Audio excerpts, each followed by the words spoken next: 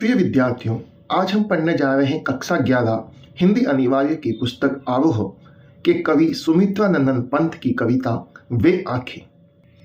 सुमित्रानंदन पंत जो स्वयं छायावाद के साथ साथ प्रगतिशील दौर के कवि भी रहे हैं और उसी दौर की यह कविता है वे आंखें। वे आंखें कविता भारतीय किसान की व्यथा का वर्णन है। एक भारतीय किसान जो पीढ़ियों से शोषण का शिकार होता आया है।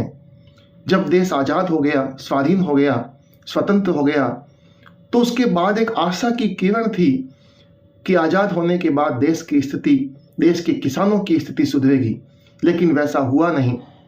उसी पीड़ा को इस कविता के अंदर कवि सुमित्रानंदन पंत ने व्यक्त किया है।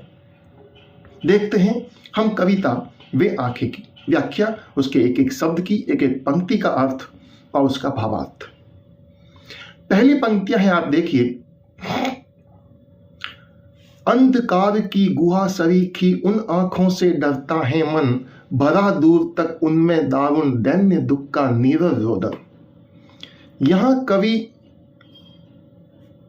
देश की आजादी के बाद, स्वतंत्रता की प्राप्ति के बाद क्या स्थिति है देश की, देश के किसानों की, जो स्थिति बदलनी चाहिए थी लेकिन बदली नहीं, उसका वर्णन कर रहा है कि किसान की दयनीय स्थिति उसी प्रकार की रही जैसी आज़ादी से पहले थी। जिस प्रकार से जमींदार और महाजन उन पर शोषण करते आ रहे थे, वो शोषण आज भी उसी गति से होता आ रहा है।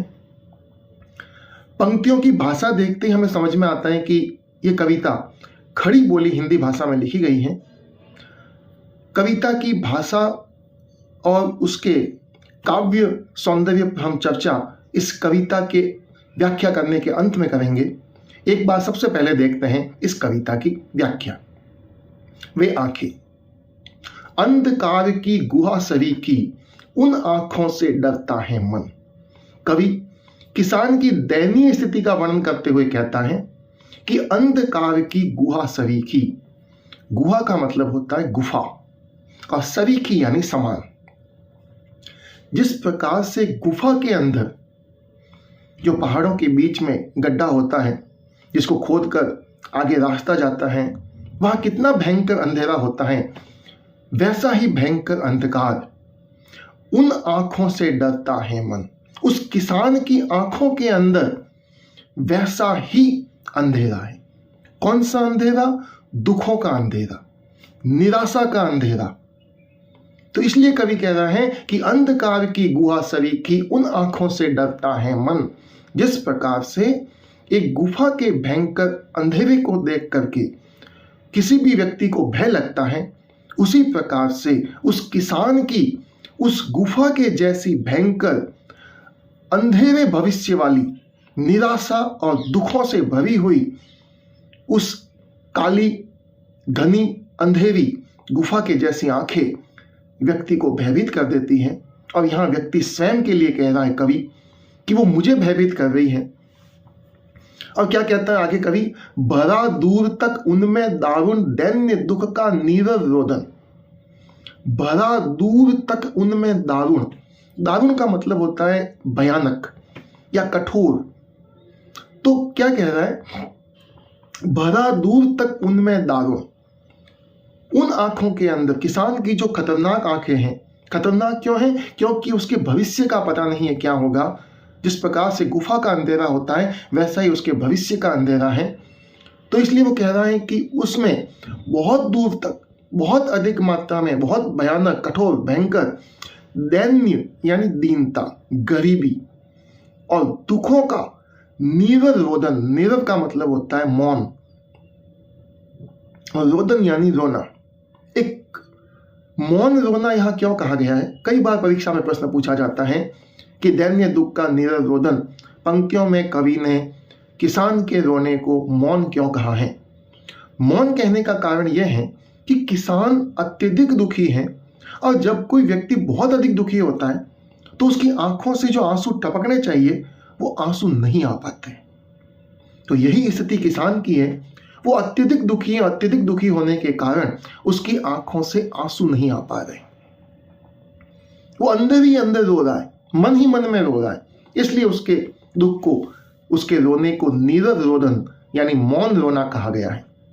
तो बड़ा दूर तक उनमें दारुण दैन्य दुख का नीरव रोदन, उसकी आंखों में भयंकर दुख, भयंकर गरीबी का मौन रोना है, यानी वो मन ही मन पश्चाताप से ग्रसित है, मन ही मन अपने दुखों से ग्रसित है, अपने आने वाले भविष्य को लेकर वो पीड़ित हैं और उसी दुख के कारण उसके अंदर मन ही मन में वो रो रहा है, पीड़ित है। यह बात करें हम देखें तो एक अलंकार का प्रयोग हुआ है और वो अलंकार है अनुप्रास अलंकार। दारुण दुख और दैन्य, दारुण दैन्य दुख का नीरव रोदन। तो द जब किसी वाक्य में या पंक्ति में एक ही वर्ण की आवृत्ति एक से अधिक बार होती है तो वह अनुप्रास अलंकार का प्रयोग होता है। यहां पर हम जानते हैं और हम ये भी जानते हैं कि अनुप्रास अलंकार 4 प्रकार के होते हैं, जिसमें से एक प्रकार होता है वृत्त्यानुप्रास। जब कोई वर्ण दो या से अधिक बार आ जाए, अगर 2 बार आएगा तो छेकानुप्रास अलंकार होता है और 2 से अधिक बार आता है तो वृत्त्यानुप्रास अलंकार होता है। यहाँ द वर्ण की आवृत्ति 2 से अधिक यानी 3 बार हुई है, इसलिए यहाँ पर वृत्त्यानुप्रास अलंकार का प्रयोग हुआ है। अब देखते हैं हम अगली पंक्तियां। वे स्वाधीन किसान रहा अभिमान भरा आंखों में इसका, छोड़ उसे मझधार आज संसार कगार सदृश बह किसका। किसान की उसी दयनीय स्थिति का वर्णन कर रहा है कि देश आजाद हो गया, वह स्वाधीन किसान रहा। यहां पर पंक्तियों के अलग अलग विद्वानों ने अलग अलग अर्थ लिए हैं। 2 अर्थ यहां पर होते हैं, मैं दोनों ही अर्थों की चर्चा यहां पे करूंगा आपसे। पहला अर्थ हम लेते हैं, वह स्वाधीन किसान रहा।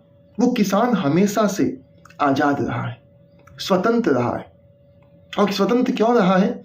क्योंकि जब कोई संपत्ति अपनी होती है तो हम अपने आप को स्वतंत्र मानते हैं।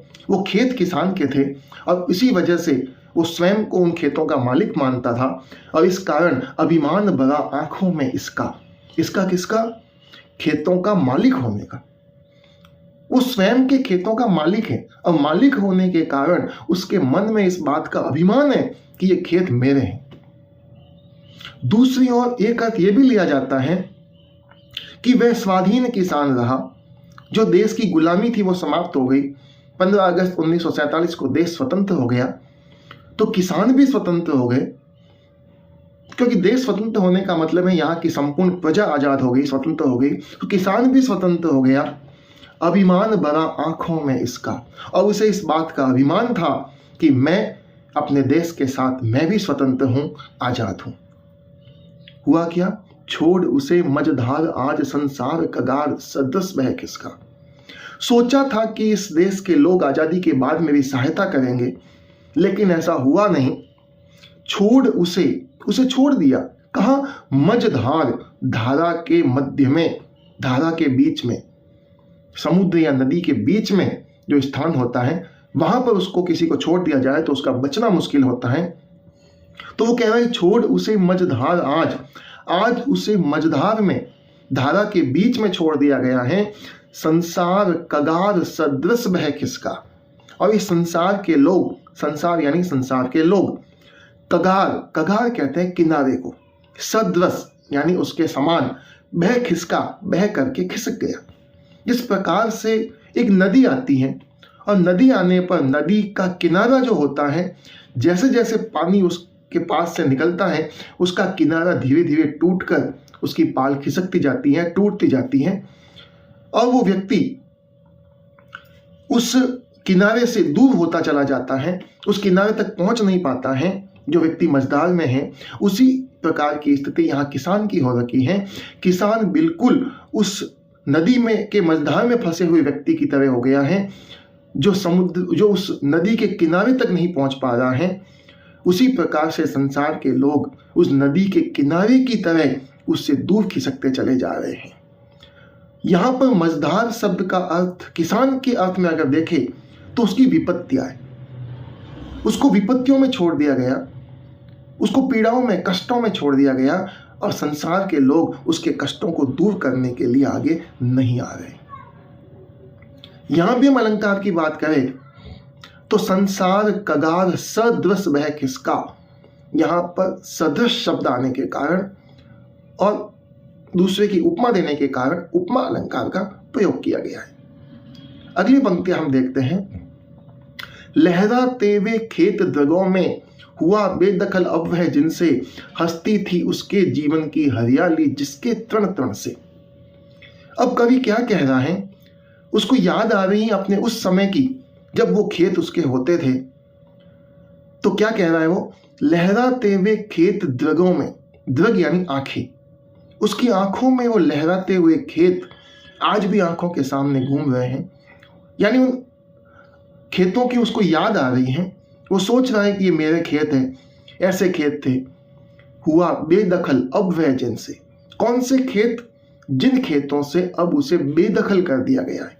बेदखल का मतलब होता है उसके अधिकारों से वंचित कर, उसके अधिकारों से वंचित करना। उसको उसके अधिकारों से वंचित कर दिया गया है। जो खेत उसका अधिकार थे वो उससे छीन लिए गए हैं। और क्यों छीने गए, किसके द्वारा छीने गए, जमींदारों के द्वारा। कारण क्या था, लगान नहीं देने के कारण, टैक्स नहीं चुकाने के कारण। तो हुआ बेदखल अब वह जिनसे, जो अब अपने खेतों से बेदखल हो गया है, उन खेतों की उसको याद आ रही है। लहराते हुए खेत द्रगों में, वो खेत उसकी आंखों के सामने घूम रहे हैं। हंसती थी उसके जीवन की हरियाली जिसके तृण तृण से। तृण कहते हैं तिनके को। तो जिसके जीवन की हरियाली, हरियाली शब्द का प्रयोग यहां दो अर्थों में हम ले सकते हैं। एक शब्द का अर्थ होता है हरा भरा, खेत हरे होते हैं, और दूसरा अर्थ होता है खुशियां। तो क्योंकि किसान अपने खेतों में खेती करता था, उसके खेत हरे भरे रहते थे, तो उसकी एक एक तिनका, जिसके तन तन की हरियाली, उसके तिनके तिनके की हरियाली उसके जीवन में हंसती थी, उसके जीवन को खुशहाल बनाती थी। लेकिन आज वही खेत उसके नहीं रहे और वह उनसे बेदखल हो चुका है, उसके अधिकारों से वंचित हो चुका है। यहां पर भी हम अलंकार की बात करें तो तृण तृण शब्द आया है। जब किसी वाक्य में, किसी पंक्ति में कोई शब्द दो या दो से अधिक बार आए और प्रत्येक बार उसका अर्थ वही हो, तो वह पुनरुक्ति प्रकाश अलंकार का प्रयोग होता है। यहां पर भी तृण तृण शब्द दो बार है, दोनों बार उसका तिनका ही है, इसलिए यहां पर पुनरुक्ति प्रकाश अलंकार का प्रयोग हुआ है। भाषा वही चल रही है, खड़ी बोली हिंदी। अगली पंक्ति हम देखें, आंखों में ही घूमा करता वह उसकी आंखों का तारा, कारकुनों की लाठी से जो गया जवानी में ही मारा। आंखों में ही घूमा करता, यानी आंखों के सामने ही दिखाई देता था। कौन, वह उसकी आंखों का तारा। आंखों का तारा मुहावरा का प्रयोग यहां पर हुआ है, और आंखों का तारा शब्द का अर्थ होता है अत्यंत प्रिय, और यहां उसका सबसे प्रिय है उसका बेटा।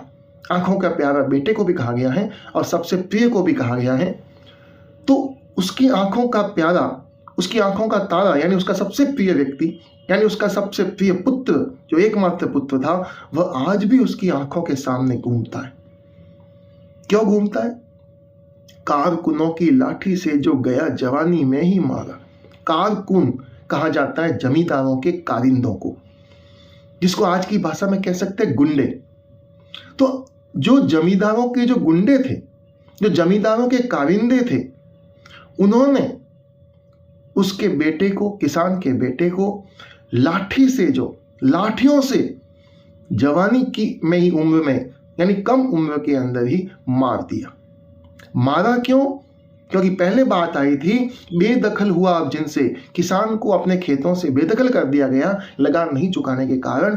तो किसान का बेटा जो युवा था, उसने जमींदार का विरोध किया खेतों से बेदखल करने के कारण, और उस विरोध का फल ये हुआ कि जमींदार ने अपने कारिंदों के द्वारा, अपने गुंडों के द्वारा उसको मरवा दिया।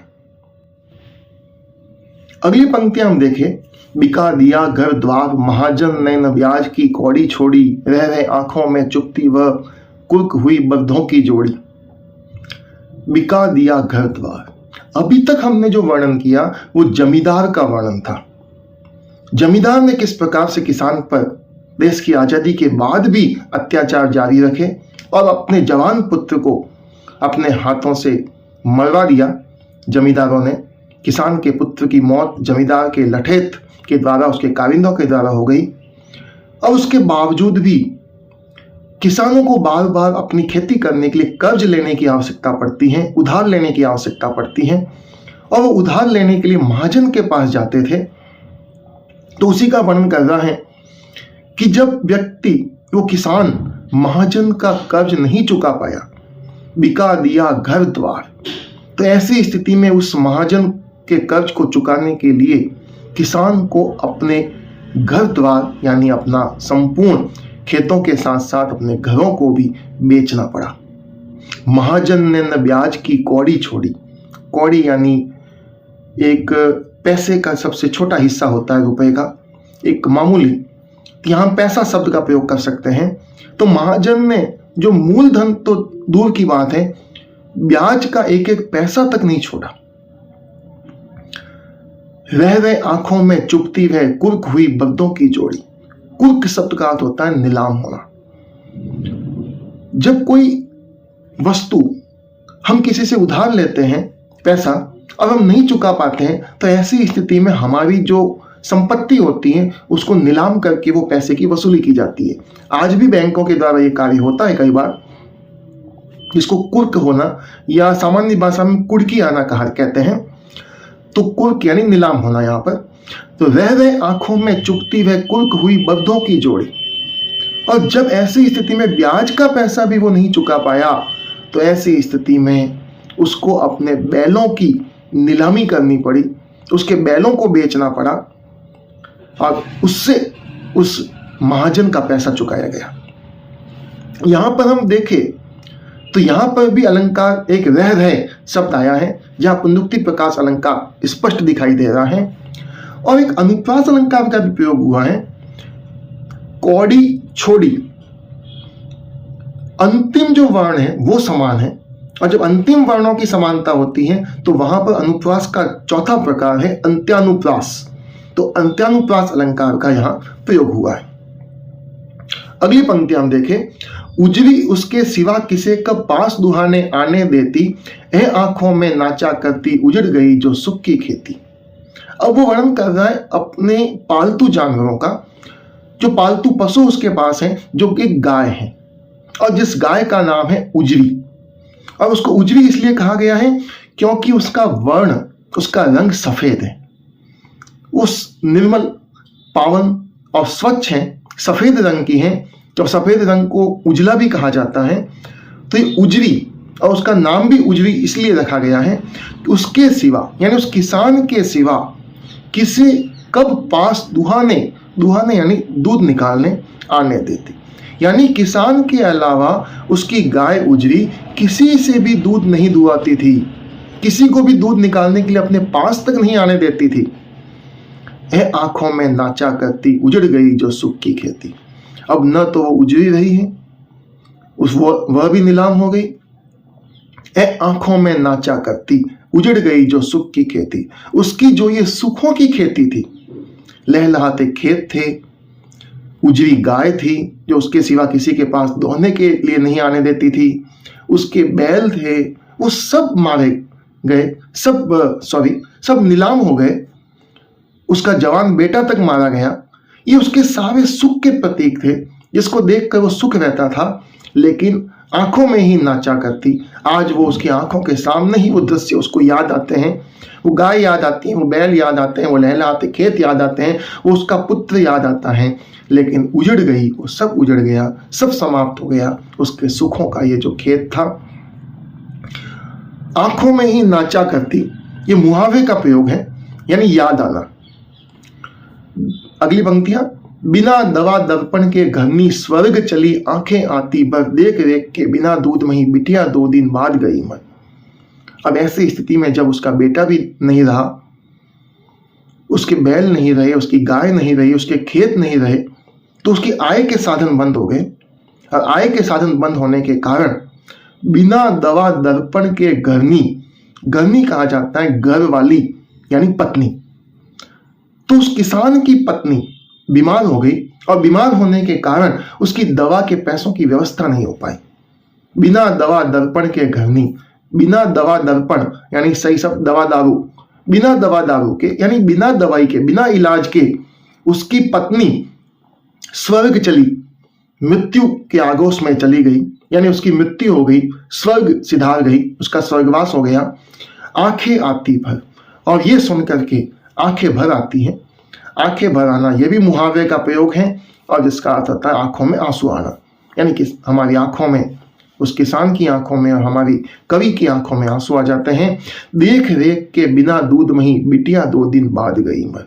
और ऐसी स्थिति के अंदर उसकी बिटिया जो छोटी सी थी वह भी बीमार थी, और क्योंकि किसान की पत्नी की मृत्यु हो गई थी, और पत्नी की मृत्यु के कारण अब उसकी बेटी की देखभाल करने वाला कोई नहीं था। ऐसी स्थिति में 2 दिन बाद उसकी दूध मुही बेटी, यानी जो अभी तक मां का दूध ही पीती थी, उसकी भी मृत्यु हो गई। यानी ऐसी भीषण स्थिति, ऐसी भयानक स्थिति, ऐसी दर्दनाक स्थिति उस किसान की देश की आजादी के बाद भी बनी हुई है।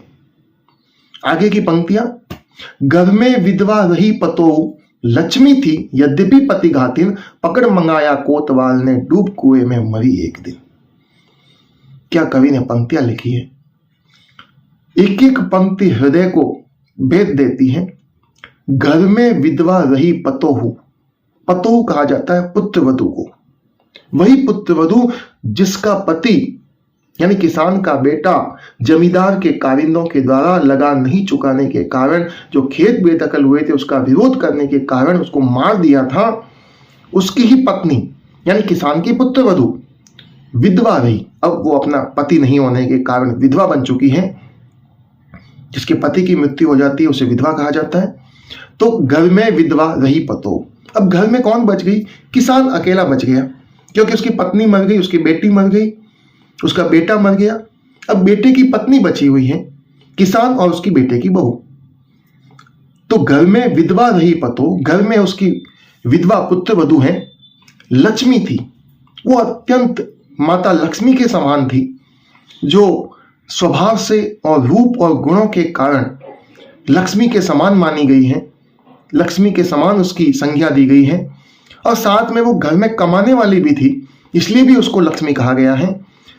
लेकिन समाज के अंदर कुछ वर्ग या कुछ लोग ऐसे होते हैं जो गलत फायदा उठाने की कोशिश करते हैं। उसी का वर्णन आगे किया है कवि ने। यद्यपि पति घातिन, उसको पति घातिन, घातिन यानी मारने वाली, पति को मारने वाली कहा गया है। समाज के अंदर कुछ लोग ऐसे होते हैं, जब समाज में हमारे घर में कोई ऐसी घटना हो जाती है पुत्र वधू के आने के बाद, तो उसका सारा दोष उसको दे दिया जाता है। तो यहाँ पर भी वो पुत्र वधू आई है, तो आने के बाद ही उसका बेटा मारा गया, यानी पुत्र वधू का पति मारा गया, तो वो उसको पति घातिन कह दिया गया, पति की हत्यावन कह दिया गया। पकड़ मंगाया कोतवाल ने। कोतवाल पहले के जमाने में राजा महाराजाओं के समय होते थे, आज के जमानों में उनको थानेदार कहा जा सकता है, उस जमाने का। पकड़ मंगाया कोतवाल ने। कोतवाल ने एक दिन कोतवाल की दृष्टि उस किसान की विधवा पुत्र वधू पर पड़ी। उसकी सुंदर छवि को देख करके, उसकी सुंदरता को देख करके उसकी बुरी नजर उस पर पड़ी और उसने अपने पास उसको बुलाया। डूब कुएं में मरी एक दिन, और पास बुला करके उसकी इज्जत के साथ खिलवाड़ किया। ऐसी स्थिति में वो किसान की पुत्र वधू जो विधवा थी, इसको सहन नहीं कर पाई और कुएं में डूब करके अपनी जीवन लीला समाप्त कर दी। उसने आत्महत्या कर ली। खैर पैर की जूती जोड़ू, न सही एक दूसरी आती, पर जवान लड़के की सुतकर सांप लौटते फटती छाती। अब यहां पर समाज के अंदर एक और जो परंपरा चलती है, जो समाज में जो विचार चलते हैं, उसका वर्णन किया है। खैर पैर की जूती जोड़ू, जोड़ू कहा जाता है पत्नी को। यहां कह रहे हैं कि खैर कोई बात नहीं, उसकी पत्नी की मृत्यु हो गई, कुएं में डूबकर आत्महत्या कर ली, तो कोई बात नहीं। क्यों? पैर की जूती, क्योंकि पत्नी का स्थान पैर की जूती के बराबर होता है। पैर की जूती एक मुहावरा भी है जिसका अर्थ होता है महत्वहीन, यानी उसका कोई महत्व नहीं है। न सही एक दूसरी आती, जिस प्रकार से पैर के जूते यदि चले भी जाए, कहीं खो भी जाए, या टूट भी जाए तो कोई बात नहीं, दूसरे ले आते हैं। उसी प्रकार से यदि किसान का बेटा जीवित होता तो कोई समस्या नहीं थी, ये मर गई तो दूसरी पत्नी ले आते। ये समाज की एक भयंकर कुरीति की ओर या बुरे विचार की ओर क्या समाज सोचता है उसके बारे में वर्णन किया है। पर जवान लड़के की शुद्ध करना यानी याद करना, लेकिन किसान अपने जवान बेटे को याद करके सांप लौटते उसको अत्यधिक दुख होता है। उसकी छाती पर सांप लौटता है तो बहुत दुखी होता है। पुत्रवधू के मरने का कोई दुख नहीं है, लेकिन अपने जवान बेटे को याद करके वो दुखी होता है। फटती छाती, और इतना दुख होता है कि उसकी छाती फट रही है, वो अत्यंत दुखी है, बहुत दुखी है। सांप लौटना, छाती फटना, ये भी मुहावरों का प्रयोग है। यानी पूरी कविता में मुहावरों का प्रयोग अत्यधिक मात्रा में किया गया है। जिस पिछले सुख की स्मृति आंखों में क्षण भर एक चमक है लाती, तुरंत सुनने में गढ़ वह चितवन तीखी नोक सदस्य बन जाती। पिछले सुख की स्मृति, जो कवि का पिछला सुख है, किसान का पिछला सुख कौन सा? उसके वो खेत, वो बैल, वो बेटा, वो पुत्र, वो पुत्री, वो पुत्रवधू, उसकी पत्नी, उसकी गाय, वो सारे सुख स्मृति आंखों में, उसकी याद, स्मृति यानी आंख, याद उसकी आंखों के अंदर समाई हुई है। क्षण भर एक चमक है लाती, जैसे उसको उनकी याद आती है, उस किसान की आंखों में एक चमक आ जाती है, एक खुशी की लहर दौड़ पड़ती है। तुरंत शून्य में गढ़ वह चितवन, चितवन का अर्थ होता है दृष्टि, नजर। उसकी वो दृष्टि, वो नजर अचानक एक शून्य में चली जाती है, एक अनंत लोक में चली जाती है, जहां अंधेरा ही अंधेरा है, क्योंकि उसे पता है कि आगे कुछ भी नहीं है, सब समाप्त हो चुका है। तीखी नोक सदस्य बन जाती, और वो दृष्टि एक तीखी नोक के समान उसको चुभती है। सदृश यानी समान, उस तीखी नोक के समान बन जाती है, जो व्यक्ति को एक चुभन प्रदान करती है। तो तीखी नोक सदस्य, यहां पर भी उपमा अलंकार का प्रयोग हुआ है। तो ये थी कविता और इसका अर्थ। अब हम बात करें इसके काव्य सौंदर्य की, तो भाषा इसकी जो है वह खड़ी बोली हिंदी भाषा का प्रयोग हुआ है, मुहावरों का प्रयोग है, भाषा अत्यंत ही सरल है, सहज है, तत्सम और तद्भव शब्दावली है इसमें। साथ ही हम अगर देखें तो इसमें प्रसाद गुण का प्रयोग हुआ है, यानी जिस पंक्तियों को पढ़ करके उसका अर्थ अपने आप स्पष्ट हो जाए, सामने दिखाई दे, तो वहां प्रसाद गुण का प्रयोग होता है। इसकी पंक्तियां भी वैसी ही हैं, प्रसाद गुण है यहां पर। तो इस प्रकार से ये कविता खड़ी बोली हिंदी के अंदर लिखी गई कवि सुमित्रानंद पंत की प्रगतिशील दौर की एक रचना है, जिसमें आजादी के बाद किसान की दयनीय स्थिति का वर्णन किया गया है।